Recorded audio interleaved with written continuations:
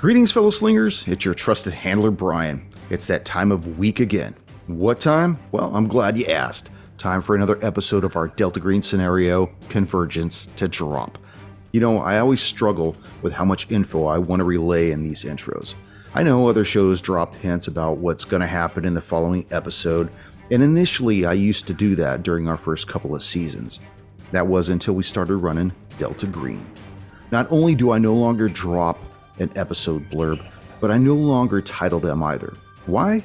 Because I want you to experience the scenario under the same circumstances as the characters. That when they get surprised by something, I want you to feel that same sense of surprise. When things seem hopeless, I want that dread to resonate with you, fellow slingers, as well. So when, or rather, if victory arrives, those of you that have been along for the ride can take a breath and feel like you've made it out the other side. For now. Remember, you can find us on all major and minor podcast platforms. Don't forget to subscribe to our YouTube channel at RollTheHard20. Be sure to hit that notification bell and leave us a comment. I reply to all comments. Also, don't forget to write into the show at rollthehard20podcast@gmail.com. And if one of the hard slingers of yore, including myself, rolls a hard 20, and yes, we do find a use for the D20 in our Delta Green scenarios, tell me who it was, and I'll send you out a D20, a genuine fake gold doubloon, and a sticker with our logo on it. All right, enough is enough. Let's warm up our dice and top off our glasses. Roll the Hard 20 podcast presents episode 3 of our Delta Green scenario, Convergence.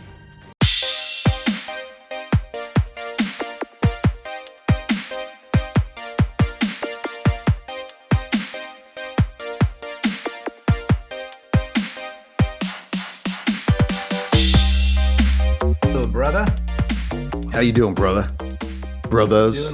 Doing well. And the other brothers? Doing good. Doing good. Now, Sammy? Yes. Just saying hello. Hail! I have to figure out why the D20, or sorry, the hard roll, whatever it's called, not your Roll thing, 20. but the roll, roll the not hard 20. I loaded it and now it's just being a dick and not showing nothing. Does it show that I'm logged into it, Ryder? No, not at all. You're still out of it. Everybody's there except for you. I logged in. I believe you, but you ain't there. Okay, I'm launching. Okay.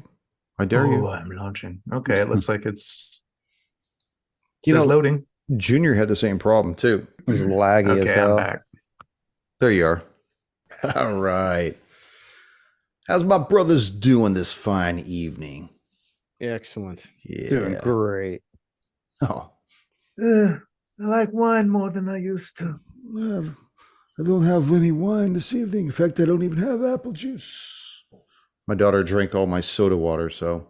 I thought you were going to say she drank all your apple juice. I'm like, whoa. Sleep good tonight. Yeah. No. That's not apple. That's not wine. It's Benadryl I'm drinking. Wait. There you go. Purple. So did anybody get a chance to listen to the prologues? Hell yeah. Those were awesome. I have not. Yeah, well, you're gonna have to get on that, Junior. That's all there is to it. I'm gonna have to shut your window down. Oh, You know, Sam made a really good point after right.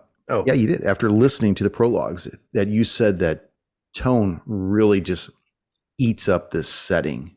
And it's true. Shines. Shines. In That's this what it is. setting. And I said that he excels in it, definitely. Sex sells. You guys are still too kind. You really do, Tone. I mean, I get a little uncomfortable when you and I have our one-on-one dialogues. I gotta say, it's a little too close to home on that. So it was like, Now you know what the opposing counsel feels. I know, right? Well, let's lead us in and There we go. let's get this ball started. Greetings, fellow slingers. Welcome back to Roll the Hard 20 podcast. It is I, your trusted handler, Brian, and with me, these hard slingers of yore. Hell My brothers. So let's break it down here. You guys left the FBI building in Knoxville, Tennessee.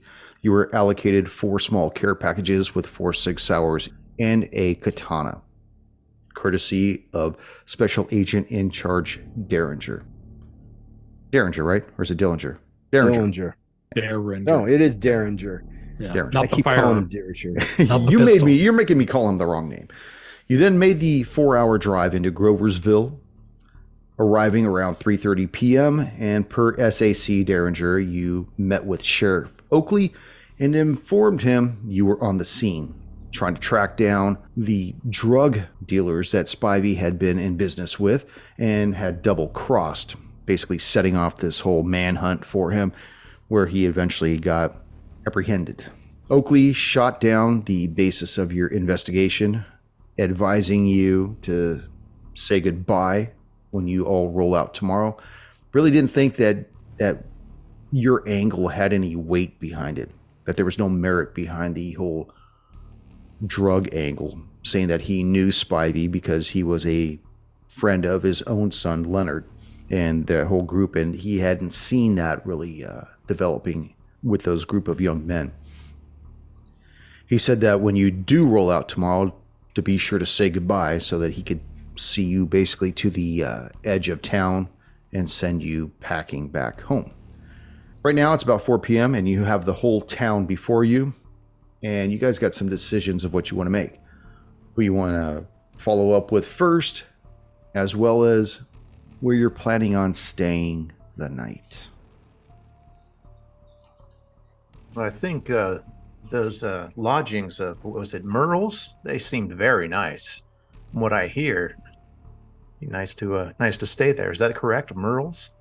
Merle's Shut-Eye. Merle's Yes. Shut-Eye. Yeah, Merle Shut-Eye. I think that's on the corner of Bedlam and Squalor. We just need to get down there. It's somewhere also- down there. It's a little east of where you are right now. If you remember that there were several road signs that basically directed you to specific businesses in the town. Most notably, there was like Merle's Shut-Eye, Merle's Auto and Body, Merle's Country Bunker. Just all these things that seem to incorporate Merle's name in them. It's got a lot of real estate around here. Do Yeah. we?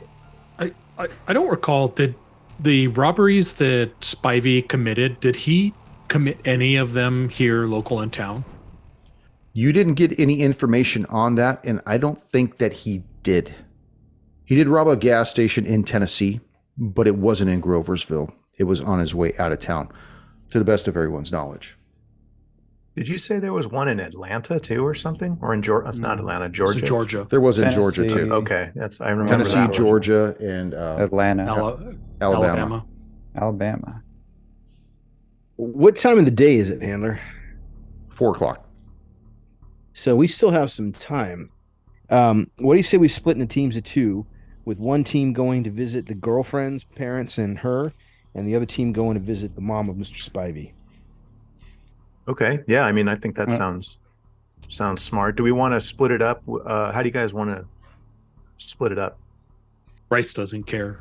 Rice is okay either way. Doesn't Yeah. matter who he's partnered with. We're all here for the same goal. Out of character.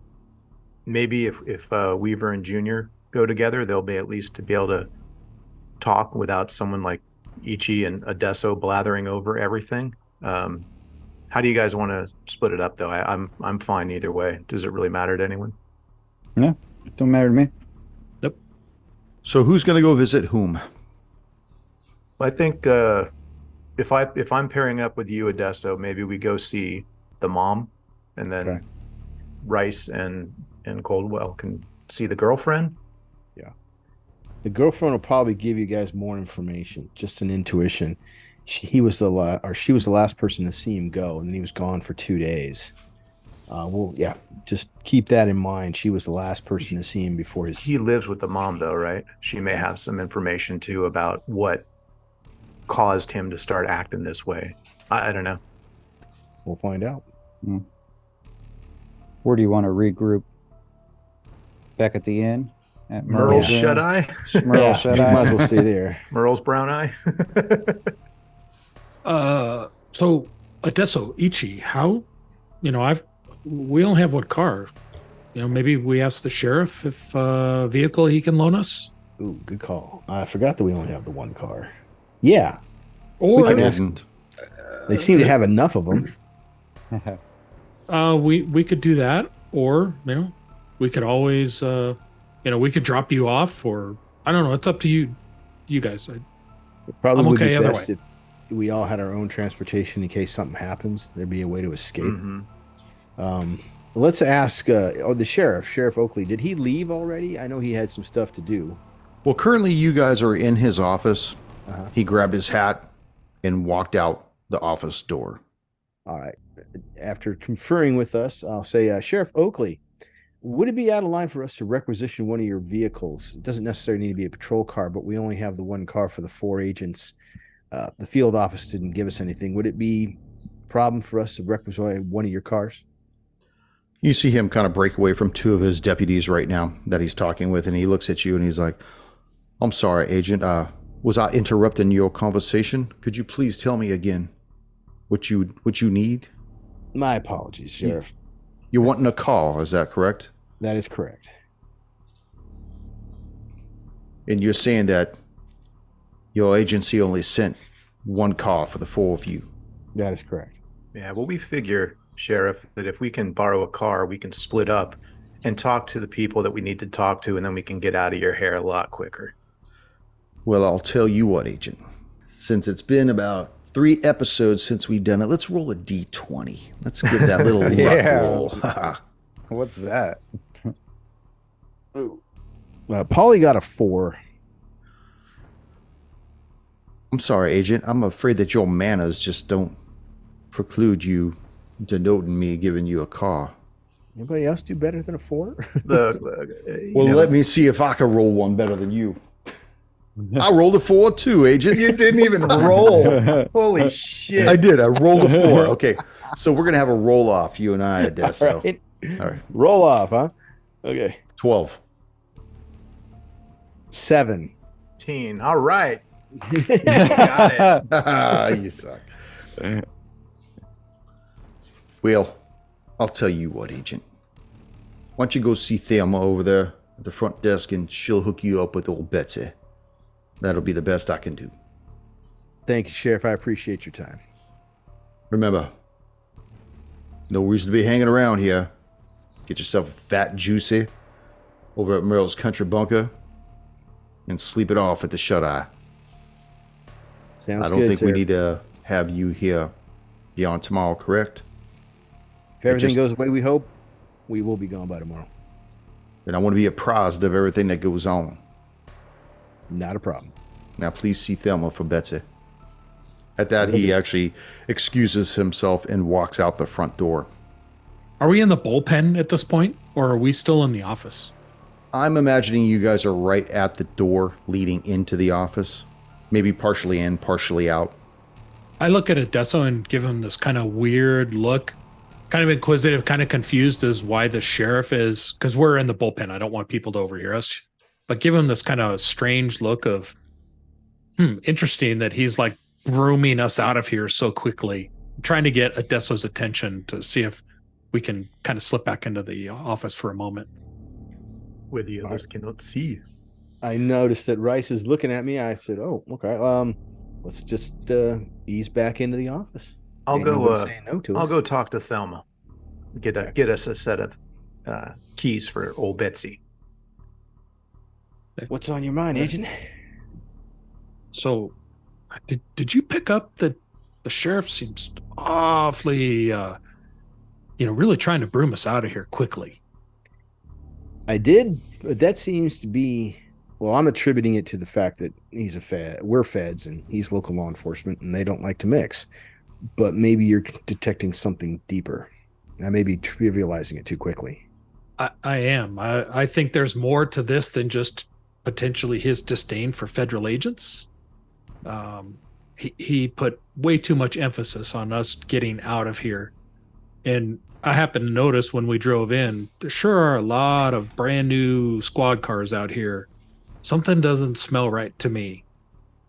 Well, given the way that the Merle has owned so many different places in here, and obviously was a mining magnate at some point, his influence may still be held. I don't know. Maybe what we'll find is at the end of this trail, somehow there's some connection to Merle. I don't know. Or his family, or the remains of the family. Not really sure. What do you think about? And I've got my company issued, laptop. I've got access to lots of records. What do you think about maybe doing a little background check on our sheriff here? It's a good call. I don't want to raise any suspicion, but I don't feel that at this point that he would know we're doing any digging. Maybe a little background check on Merle as well.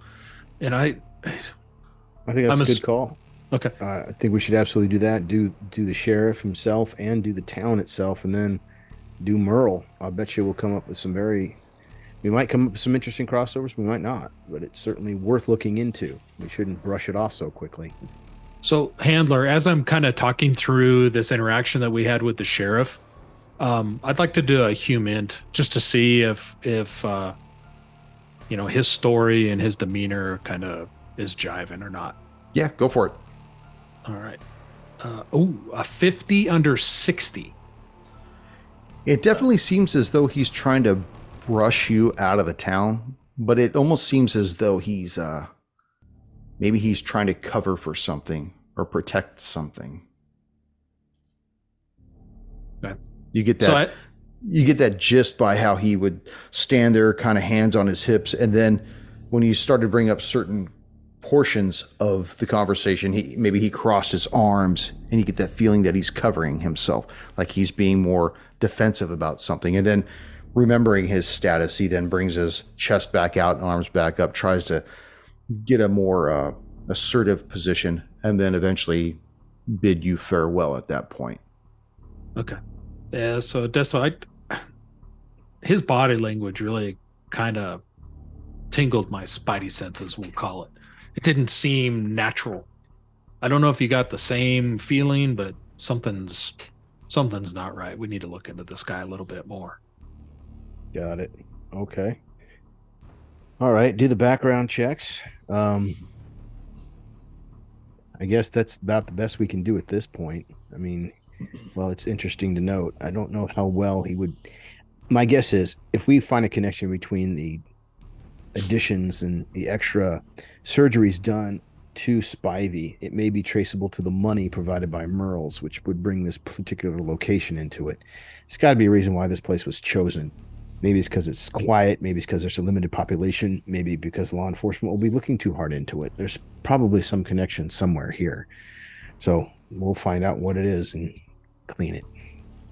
I think that's a good idea. Thanks for the conference. And then I moved back out in with Caldwell and say to him, so Caldwell, are you ready to go? Let's go talk to the girlfriend. Do you mind driving? Because I would like to do a little bit of background check here on our sheriff. I'm gonna go ahead. Okay. I'm gonna use the hotspot on my phone, Handler. Okay. I'm just waiting for Ichi to come back with that Hellcat for us. Agent Ichimaru Kimura, you make your way to the front desk where Thelma's working. Hello, Thelma. I don't know if... Hello, sweetie. How are you doing?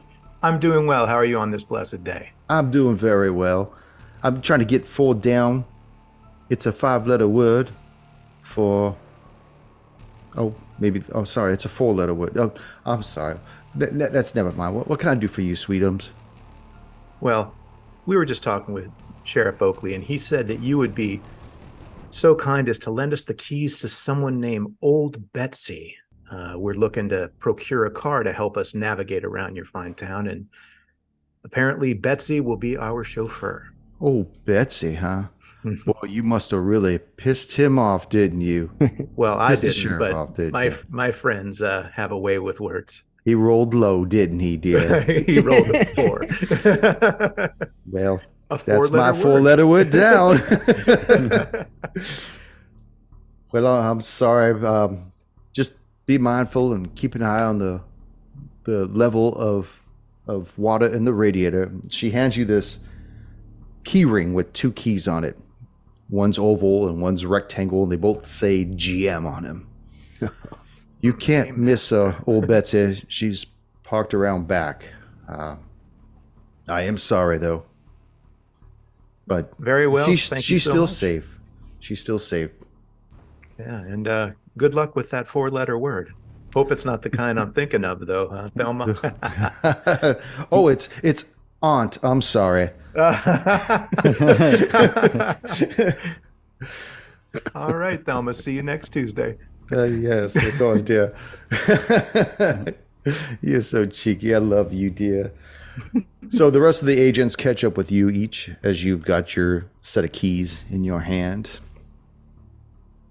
Okay, here I hold the keys out to Rice and Coldwell and say, "So who's going to be driving?" And I'll shake the keys. Colwell will extend his hand. I'll be driving. All right. Good luck. She, Miss Thelma here says, remember to check the radiator. What the hell? I was expecting a smart key. So you guys make your way out to the parking lot. You see at this point there's a few cruisers that are no longer there. Some of the deputies have left the building, taking their cruisers with them. You still see your silver Dodge Charger, Agent Coldwell and Agent Rice. Old Betsy is parked around back. Okay, well, unless you need an escort back there, I think we'll reconvene in an hour or so, find ourselves some lodgings, apparently get a thick and juicy somewhere, as the sheriff suggests. Let's just meet at Merle's Shut Eye, or actually where we wanted to get something to eat. Let's. What was the name of the place he recommended? There's the R&R Diner. Yeah, let's go there. We'll meet at the R&R Diner. And He did let's recommend just- the Merle's. Merle's Country Bunker, actually. Yeah, Merle's Oh. Country Bunker sounds delicious.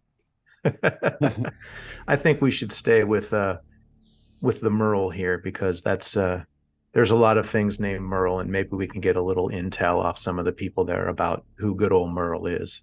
Right. Sounds good. Agents. What time are we meeting at Merle's Country Bunker? Let's Shall do we an say hour 6? from now. Yeah. You think we need to get reservations? I'm actually having reservations about eating there, but it seems like the Ooh, only damn. place. So you're going to meet there at 6, correct? Yeah, we have Okay. 2 hours then, right? Yeah, Yep. that gives you about 2 hours because you're going to need to get to the places and then try to confer with the individuals that are there. So, Agent Adesso, Agent Kimura, you guys get into your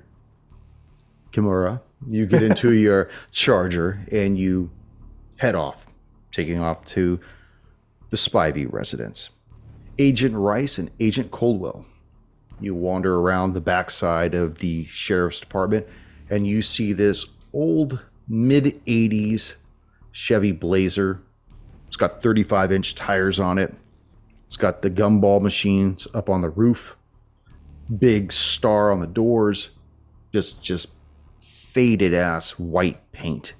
You see a couple bullet holes towards the back end of it that have rusted over time. And there Betsy waits for you. You gotta be kidding me. Look at this thing. We pull in, they got 20 brand new units outside, and they give us this rust bucket. Caldwell, if it gets the job done. It's not Just- pretty. All we need to do is get to the girlfriend. Oh, hopefully it gets there. I mean, I don't want to Fred Flintstone this shit all the way over to her house. Who's driving? Coldwell's. Coldwell. Hey, while I'm getting into the vehicle, Are you getting into the vehicle? I am. Did you Okay. check for traps? Yeah. you- So as I'm getting into the vehicle and we're like pulling out onto the road to get over to the girlfriend's house, I want to Okay. do an alertness check. See if anybody's like maybe following us or observing what we're doing. Okay, go for it. All right. Alert is going to be come on, baby.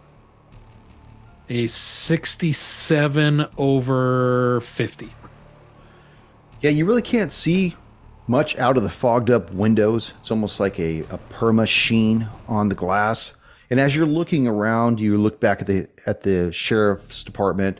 You look across the street at the courthouse, and everywhere around on this corner, and you really don't see anybody taking notice of the two of you per se, but the vehicle itself does seem to turn heads as you fire this thing up, and this black smoke begins to gout out of the tailpipe.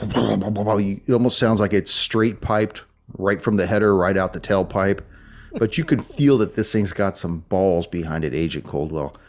I mean, it's got to be able to spin those 35s. So you get this thing underway, and as you guys are pulling out, Agent Rice, you do not detect anybody really taking notice of you two. Okay. So we're going to use one of my dice here. 1, 2, 3. Agent Adesso and Agent Kimura. You guys make your way out of Groversville. You go south for about a mile. Starts getting on dirt roads. You start seeing single-story homes, some mobile homes up on jack stands here and there. Start getting more sparse as it starts getting a little more wider in space between homes. And eventually you find yourselves in front of the residence because there's a mailbox that says the Spivies. You see there's a laid gravel driveway that's not been asphalted, just loose gravel that leads right up to a detached garage. Okay. Does the house look like it's in good repair? It's moderate.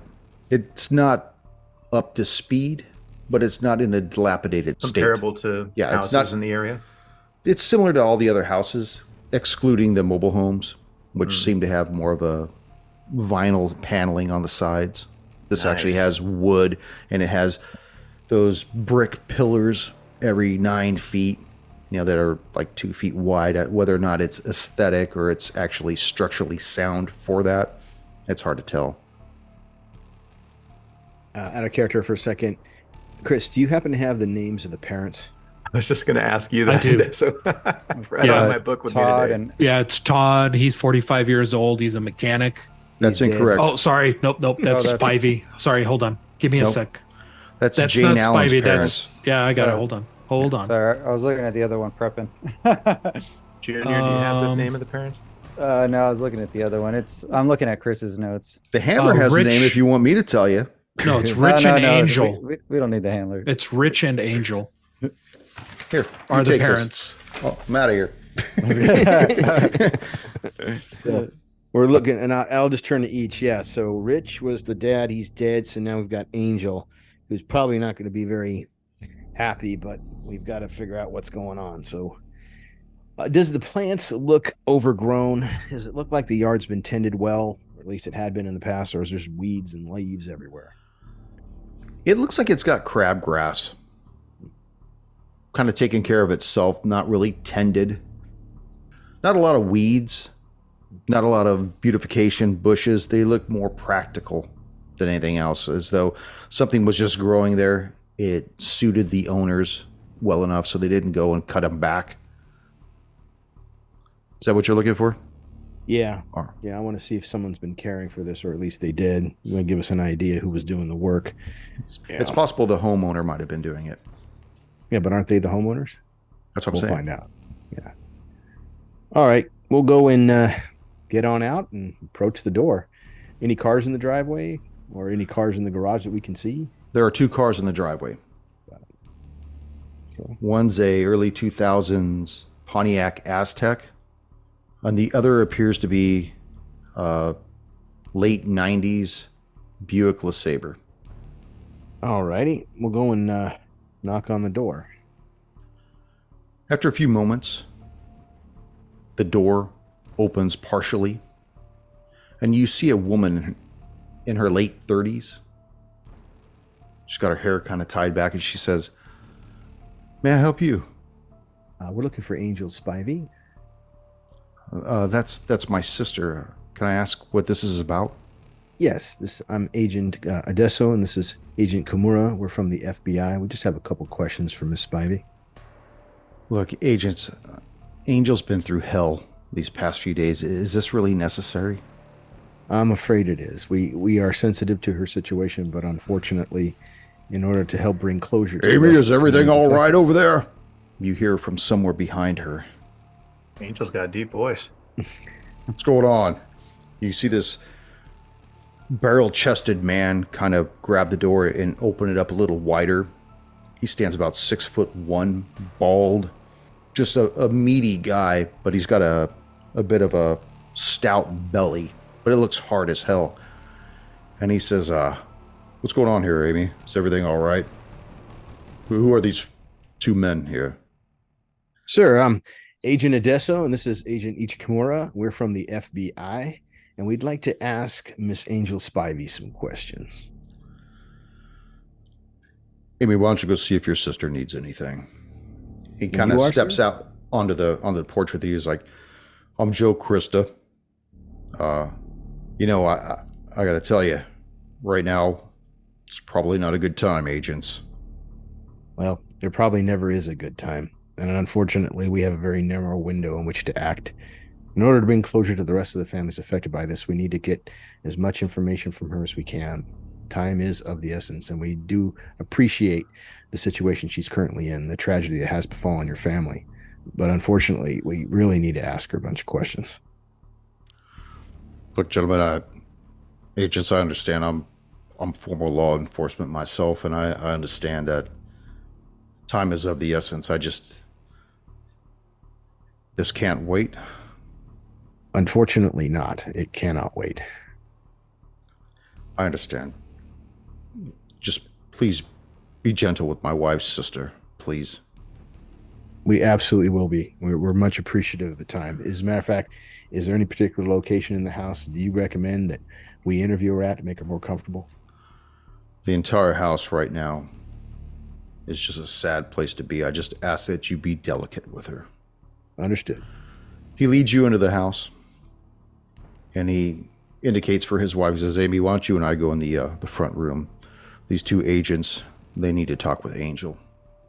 And as you both enter into the living room, you see this early 40s woman, rings around her eyes, long flowered dress, look up at you from the couch, barely keeping it together.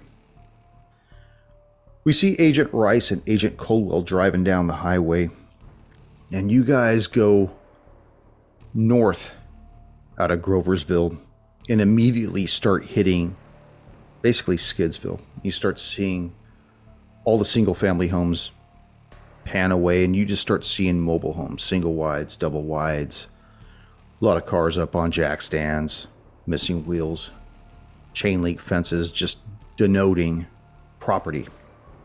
And eventually you find yourselves in front of the Allen residence. Looks like we fit in driving this vehicle. That's actually a good point. Yeah, It's like- I'd hate to bring our Charger there. Jeez. So you guys find yourselves in front of the Allen residence. There is no driveway. There's just a dirt road where their double wide is on one side of the dirt road, and there's another double wide on the opposite side, and that's how these domiciles are structured. As Coldwell gets out of his vehicle, can I make an alertness check? Looking around to see if there's any like cameras around, light posts, anything that will light up this area, Sure. like this neighborhood. Well, I'll tell you right now that there are light posts, but they're probably every 300 feet. They're up on big old wooden poles with cables, just bare cables that string from one and droop to the next and then droop to the next. It's very rural out here. But go ahead and make your alertness.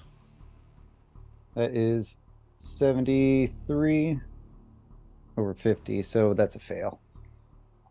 Yeah, you do notice the lights. You do notice that there are a few other cars. You see a lot of blinds closed around this area. But you really can't tell if maybe somebody's looking at you or not. Occasionally you hear the whelp of a dog, the cry of a kid, but that's really all.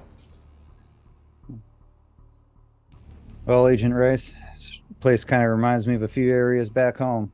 Let's not try to stay past dark. All right. How do you want to approach this interview with these parents? Do you want to take a more aggressive approach, or more of a kind of laid back approach? Get them to open up to us. It'd probably be good for you to talk to them. If you haven't noticed, I'm a little more direct and forceful. Probably not great at interviewing parents. We could go in gentle, and if you see we need better answers, then I'll let you step in and get more direct. Gonna go from the pinky to the fist. Right. The shocker. Sounds good to me, Caldwell. You want to lead the way? Definitely. Caldwell makes his way to the door. Okay. Let me preface this by saying you open up the chain link gate. Lassie. Squeaks. Start making your way up the dirt walkway, basically, up the wooden steps that lead up to this double wide porch. And you hear from inside the domiciles some arguing back and forth, a man and a woman. I don't care, Jimmy, she ain't been back. Now give me my fucking beer. You get your own damn beer, blah, blah, blah. You just hear this going back and forth. I gotta get back to work. Yeah, I ain't got time for this. Blah, blah. You see the door open up wide, and you see this lanky man, shirtless, blue jeans and boots, holes in the knees. Looks like he was on his way out of the door, and he stops when he sees the two of you on the porch. The hell you all want? Who are you? At that point, Coldwell will pretty much put a hand on the holster of his pistol. Whoa. And he drops his 40. Going in gentle. You know you surprised him now. What the? You cleaning that up? Cleaning up the dirt. Sweep Evening, that sir. Well, what's Sorry this all to- about? Well, let me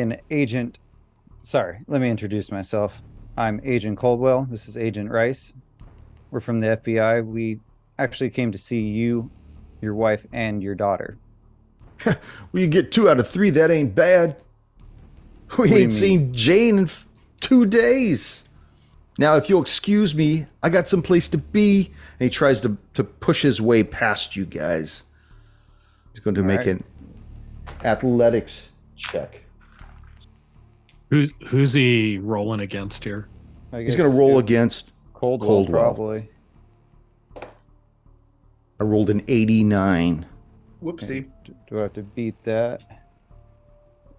If you fail, your fail has to be less than my fail. Okay. 44 under 55. So he tries to push his way past you, and you basically just spin him around and put very gently a forefinger under his nose, completely tilting his head back and arching his back. You see him kind of topple back into the double wide. You saw the Jamie. I didn't see nothing. I saw you treating me like an asshole. Is there any way I can detain him? You could try persuade if you want. Okay. So he'll look at Todd. Listen, sir, if you don't calm down and have a seat, I'm gonna have to handcuff you. And then I'll roll my persuasion. That is, that's 82 for 50. So that's fail. I don't gotta do nothing. I'm in my own house right now. I don't care if you push me back into my own house. I'm still in my house now. I'm king of this. But I'm gonna choose to sit here and listen. All right, He's that'd be- eyeballing Rice, who's back there already pulling his gun. I'm gonna John choose to Woo sit style. here because it's my house. So Rice is going to move. He's going to get right up to Todd Allen, close to Agent Caldwell, and say, "Mr. Allen, your daughter is associated with Billy Ray Spivey. who's been on a multi-state crime spree. Okay. It's important that we talk to your daughter, your wife, and yourself. I'm telling you right now, FBI, we ain't seen Jane in 2 days. You may not have seen her in 2 days, but we have some questions for you and your wife. What, has something happened to Jane? Where is she at? Where? I don't understand. She's in this small little kitchenette, just basically wringing a towel. What can we do? Stop being such a dickhead, Todd. They may help us. So Agent Rice kind of piggybacks on what she's saying about, they might be able to help us. And I said, Mr. Allen, listen to your wife. Maybe we can help here. Can you come back inside with us so we can talk to you and your wife? He's in the house right now.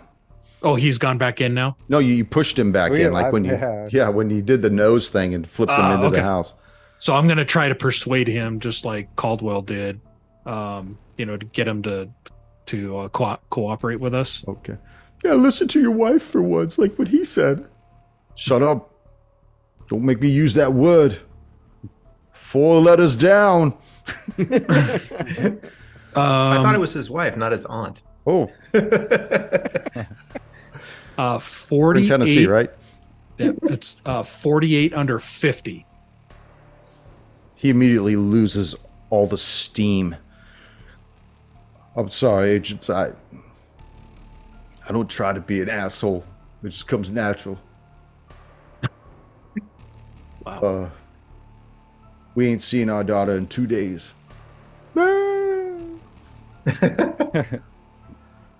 So now that we have some compliance from him and his wife, I'd look at Caldwell to kind of pick up the rest of the interview.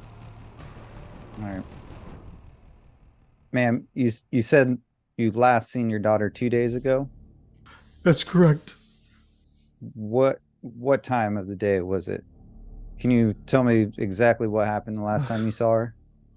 She was pretty upset. The day before, I'd taken her to the woman doctor, for her checkup, and she came out of the room. She looked pretty upset, and she wouldn't talk about it. I asked her if she was carrying something, and she just remained silent. She wouldn't say anything. We kind of have suspicions that she may be pregnant, but I didn't push her. But the next morning, she was gone. She left her room and all. I try to be a good parent. I work double shifts at times over at the country bunker, and I try to do the best I can. But there's only so much I can do. I mean. He drinks most of the beer, most of the money. He's drinking it all the time. She opens up a 40 and starts drinking one herself. He's always on it. Always on the bender. Yes. So, to be clear, the last time you saw her was at home in her bedroom? Yes, we said goodnight, and I reassured her. I said, Jenny, you could tell me anything. I won't judge you. Like your grandparents judged me. She looks over at Todd. I won't judge you, but she didn't say anything else, and that was the last I saw. I feel like I'm such a horrible mom. Is there anything that you could tell us about her boyfriend, Mr. Spivey? He was a good boy. He was really good. Billy Ray, he was a gentleman, especially for these parts. He would say sir and ma'am and hold the door open and always offer to get me something out of the refrigerator when he would go into it. And, we were watching movies the other night and everything was good. Well, actually, it was 2 weeks ago. Shit. You wouldn't happen to know if Mr. Spivey had a history of violence by any chance? No, not that I'm aware of. Him and his friends, they would get together and they would get a little rowdy and stuff and hang out at the reservoir with all the other teenagers and whatnot. And they would stay out sometimes 12, 1 o'clock in the morning. Sometimes Jane would be out there with her friends, but they always came home. They were very, responsible about that. Nobody stayed out. Everybody made sure they called home if they were going to stay at the friend's house or whatever. Do you recall most of Mr. Spivey's friends? Seems like a small town. It seems like most people know each other. Yeah, there were a couple of friends. Lenny Oakley, Jimmy Wren, and another boy named Mitch the Lips Atkins. Oakley. Said Lenny Oakley? That wouldn't happen to be that your sheriff's kid, is it? Yes, it would be, Agent. It would be. And as she says this, we go back over to Agent Adesso and Agent Kimura. You see Angel Spivey on the couch, tear-streaked face, looking at the two of you. I don't know what else you're hoping to glean here, agents. Well, we just have a couple questions for you, and I appreciate your time, ma'am. I really do, and I feel so bad for your family. You have the condolences of the department, but we're trying to figure out. My family, I don't even have a family anymore, Agent. That's what we're here to hopefully help with, ma'am. Yes. We, by all accounts, we hear Billy Ray is a great kid. This isn't something that he would do, but we've had information that maybe there are some folks around here that are into drugs or something that maybe he got into, and we want to find these people. They're the ones that caused all this problem, not your son. More specifically, ma'am, the better information you give us, the more clemency and compassion and, frankly, mercy we can show, and we can prevail upon the courts to show him.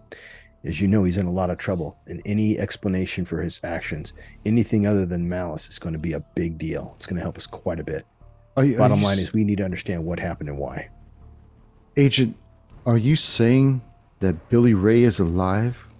Because I was called just this morning and told by the FBI that he was dead. I'm sorry. What agent from the FBI called and told you that? An Agent Dillinger? And what time did he call you? About 11:30 this morning. He may have information that we're not privy to. That's not something that we've heard yet. And I'd like to confirm that, of course. So, at any rate, we still need to find out this information from you. And I appreciate your situation. As Adesso is saying, this is the information that we have, but we also know that Billy Ray is a good kid. Everything that we've seen on his record seems he's a good kid. The people we talk to all think he's a great kid. We want to help you out with your family and Billy Ray. And, we've heard things that there could be some people in this town that have maybe gotten, into some of the drug trade, and maybe Billy was involved with that. And we know he's a good kid. We want to make sure that, alive or dead, we clear his name. I don't understand this drug angle. You keep saying it like he was some kind of a dealer or something. It doesn't make any sense. Even this agent that called me said that they found PCP in his system and fought against the authorities, and they had no choice, and he gave me his condolences and this and that. My son wouldn't even take aspirin. I don't understand. When he came back home, he had been missing for 2 days, gone for 2 days. And then he started complaining about this pain, this unbearable pain, and how he didn't feel well. Rich took him to the doctor the next morning, and later that day, I don't even know how it escalated, but Rich went into his room. I heard this screaming, and then I heard Rich yell out, and then Billy Ray screamed, and then he ran past me, literally his arm drenched in blood up to his shoulder. And then I found Rich, and that was the last I had seen of him. So all these things you're telling us, ma'am, could be indicative of someone getting into drugs, him missing for 2 days, these fits of rage and violence. We're not looking to put blame on your son. We want to find the people that, if by chance he was into it, we're going to get them and we're going to put them away forever. I just don't understand it. How could he have done this under our noses? He was a good boy. He didn't do nothing. I don't understand it. Maybe he told his friends. Maybe his friends were part of it. I don't understand. 18-year-old boys, they hang around with their tight group of friends, and that becomes their lives. You suspect any of his friends could have maybe been the ones into it, and that's how Billy Ray got roped into this? I don't know. I mean, maybe his friends knew him better than we did. On the day that he went, the day before he went missing for 2 days, what happened that day? He went to work he really wasn't working much anymore, but occasionally he would pump gas at Merle's Auto and Body, and then he came home around 1 and took a shower and said he had a date with Jane and that he was going over to her house to watch some movies. I said, try not to be out too late, try to be home before midnight, and he took off, and that was the last I saw of him for 2 days. And what kind of car does he drive? He drives a Camaro. Does he drive any other car? On $7.50 an hour? No, he doesn't. All right, so he drives his Camaro, goes out to Jane's house, and then you don't see him for 2 more days. And when he does come back, what happened? Well, he came back 2 days later at 8:30 at night like it was no big deal. And I actually got upset with him, and his father and I went out to the driveway and asked him where the hell he had been. And, he doesn't get to treat us like this, and he should be grateful that he has a roof over his head. And he said, what are you talking about? I just left Jane's house. And I said, how can you say that? And it just didn't make any sense. Some of the stuff that he was talking about, it just didn't make sense. Did he have his phone with him? He did. So when he left the house at about 1 o'clock the day before, on that day, last day, he had his phone with him. Is that correct? That's correct, yes. Did you guys try to call him after he didn't come home that evening? Well, we called Jane's parents and after midnight, and they said he'd left at 11:30. And that just didn't make any sense because it was well after midnight when we made the call, and he should have been home. It only takes 20 minutes to get here.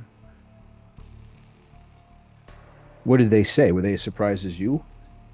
Not really. They seemed more indifferent would be the best word. I don't know if you've met her parents, but they always seem out of sorts. I tried to tell Billy that he could do better, but you know how young boys are.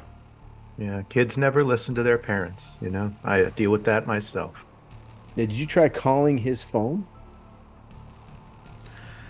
After we heard back that Jane's parents hadn't seen him and what time he'd left, we did try his phone a couple times, and it didn't even ring. It was as though the line was completely dead, like the phone might have been turned off.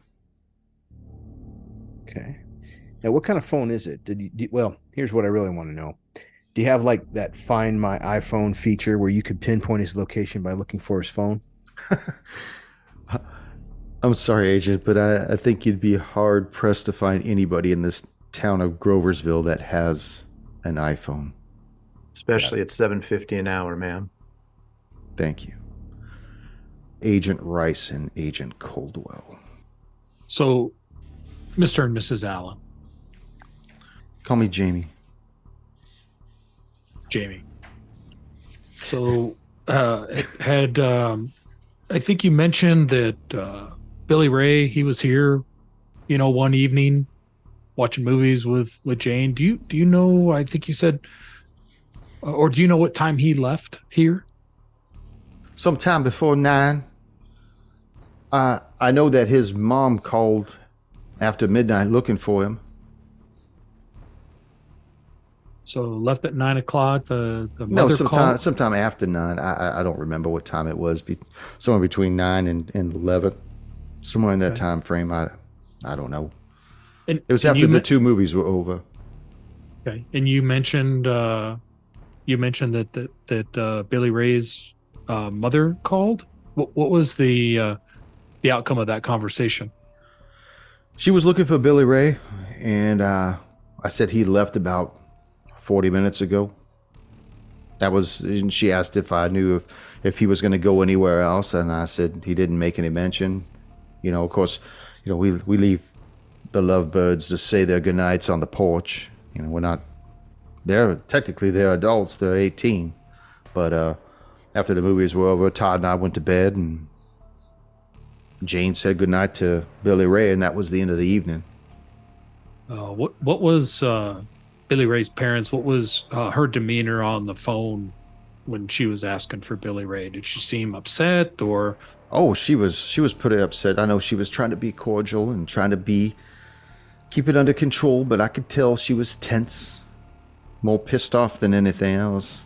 You know how mothers get, I guess, when they baby their boys too much. Look at what I got. I got a man baby here too. Shut up there. Yeah, don't you say that word. Don't you use the B word. I'll use the other word. Jamie, did Billy Ray's mom often seem kind of upset with Billy Ray, or was this in character or out of character how she was speaking to you about her son? Well, she was just more upset that she hadn't heard from him, that he should have been along sooner. And I don't know, maybe she just likes having all the hens back in the house before she turns the lights off. I don't know what goes on over there. I only meet her in passing when we're in town. That's really it. We don't have them over. They certainly don't have us over. Okay, and then and he didn't mention to you that he was going anyplace else after he left here? Well, when we said goodnight to them, when they were still on the couch, we just went into our bedroom, and then we heard the front door open and close, but he didn't say anything else to us at all. And how long have they been seeing each other? Oh, maybe a year and a few months. You mentioned that you took her to the doctor, the OBGYN. That's correct, yes. Could you and why did you end up taking her there? Was it a normal visit or was something else going on? She said she wasn't feeling well, and she actually brought it up, said that she wanted to go see Dr. Oba Chrisith, who's my doctor too. It's a strange thing. He always comments me on my well-shaved. Anyways, Looks so much like your mother. He's a family doctor. Oh, interesting. Is he the only doctor in town? Well, I'm sure there's other doctors that are in the network somewhere on the map. So you, your husband, and your daughter all see Dr. Krista? No, Dr. Chrisith is the OBGYN of Groversville. Okay. Dr. Patel is the general practitioner for Groversville. Was Jane complaining about any pain that she was having? She wasn't complaining, but she did look uncomfortable.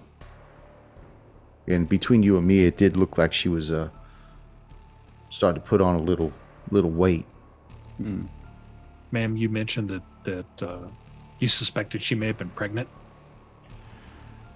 I was keeping my fingers crossed that she wasn't, but I think that the direction that she was angling towards might have led to that. So we have yet to, I don't know if we will hear back because Jane's an adult, so she's responsible for her own doctor-patient confidentiality. I understand, ma'am. I'm concerned about your daughter's well-being, and then she's been missing for 2 days. So this information you're providing is important to us to understand and retrace her steps, and maybe identify where she's gone once she left home. Is there a particular place that that she goes when she's upset? Maybe a friend besides Billy Ray that she could confide in, or maybe some other local friends that she talks to? Well, most of the friends would go and hang out at the reservoir. Oh, the reservoir. Where's this reservoir located? It's about 3 miles outside of town. The kids like to go out there in the summertime and swim in the reservoir, and all year long they go and hang out on the bank and whatnot and party it up. We did it when we were youngsters too. So, Does Jamie have a vehicle of her own, or does she borrow one of your guys's? usually somebody would pick her up. I would assume Billy Ray would come by and pick her up. Since they've been going out, yeah, Billy Ray would come by, pick her up, and take her. He's a gentleman, though. Todd, how do you feel about finding out your daughter might be pregnant? You've been awfully quiet. You told me to be quiet, Agent.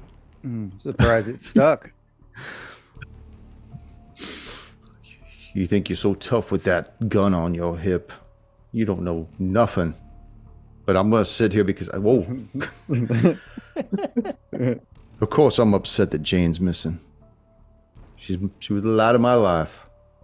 If I thought for a moment that Billy Ray had done something to my daughter, I'll break him. Calm down, sir. Yes, sir. Heading back to Agent Adesso and Agent Kimura. Earlier, ma'am, you said that he called and then you called his phone, went directly. But when he did come back, you guys took him to the doctor. Which doctor did you take him to? He came back 2 days later, went to bed, and complaining of this pain. And then the next morning, we took him to Dr. Patel. Okay, so when he came home, he was complaining of pain. Yes. Did he say where the pain was located? He was saying it was all over his body, his arms, his legs, his chest, his abdomen. Did he eat anything when he got home? Yes, he did. In fact, he ate my leftovers. He ate Rich's leftovers. He started microwaving everything that was in the refrigerator, acting like he couldn't. Rich finally had to tell him to go to bed. It was getting out of control. Gotcha. Other than the excessive eating, was there anything else? And his complaints of pain, did you notice anything else about him? He just, he seemed like he was missing something, like his mind wasn't all there. Like he couldn't remember certain things. Did he remember not being around for 2 days? He didn't have any recollection of being gone for those 2 days. He seemed to think that there was no gap. And then when Rich and I were telling him that he had been gone for 2 days, it really troubled him. He couldn't put the pieces together. You guys check his car? No, I'm sorry to say, Agent, we didn't. Is What his about car his still room? here? Well, his room is still the way he left it. Unfortunately, I don't recommend anybody going in there. That's where his Just father... out of character for a minute. Does the FBI have this guy's car? Spidey's Yes. car? Yes. They do? Okay. Mhm. It's in So the I don't need to impound. ask them about it. Yeah. All right, so they Well, didn't he- check his car. Still out of character, you had asked him, somebody had asked him what if there was fast food wrappers in his car. Remember, there was like Yeah, a lot I of did fast that. food and empty aspirin bottles. So That's right. Aspirin bottles, fast food he's been eating. Okay. Yeah. All right. So they took him to seeing Dr. Patel. Back in character. Man, when you took him to Dr. Patel, what did the doctor say? he seemed to think it might have been some kind of a bug or something. Made him feel achy, like a flu, possibly. He gave him some antibiotics and told him to give him a call in a couple of days if it didn't get any better. Honestly, I don't think he knew what he was doing. Are the antibiotics here? Mm-hmm. Okay. We'd like to see those, of course. And take a real quick cursory view of his room. Sure thing, Agent. I'll let you check those out next session. No, I'm going now. I run You're up the going stairs to the nowhere. room. You're going nowhere.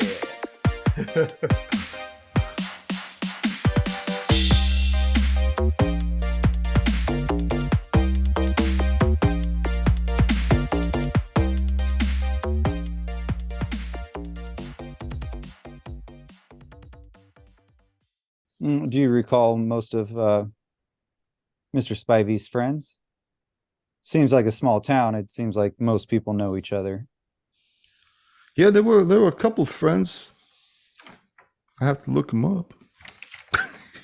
Is this the yellow pages or? Hang on a second. I think they're in the It's telephone Merle list. pages. The Merle pages. The Merle pages. Thank you for joining us once again on Roll the Hard 20 podcast. Remember, you can find us and subscribe to the show on Apple Podcasts, Google Podcasts, Stitcher, Spotify, iHeartRadio, Amazon Podcasts, and Audible. And if you like what you're listening to, leave us that 5-star rating and review. We also have a YouTube channel at Roll the Hard 20, so if you're into watching, head on over and hit that subscribe bell. We can also be found in the wild on Facebook, Instagram, and Twitter, so don't forget to look for us there and check us out. You can also contact the show directly at rollthehard20podcast@gmail.com or head on over to the website at rollthehard20podcast.com, where you can download the current show directly, pick and choose past shows from our archives, or view our galleries. We've got a lot of stuff posted there, so check us out. And finally, join us on our Patreon page at patreon.com/rollthehard20podcast, where you can become a hard slinger and pick up swag. So until next session, keep your dice warm and your glass topped off as you roll those hard 20s.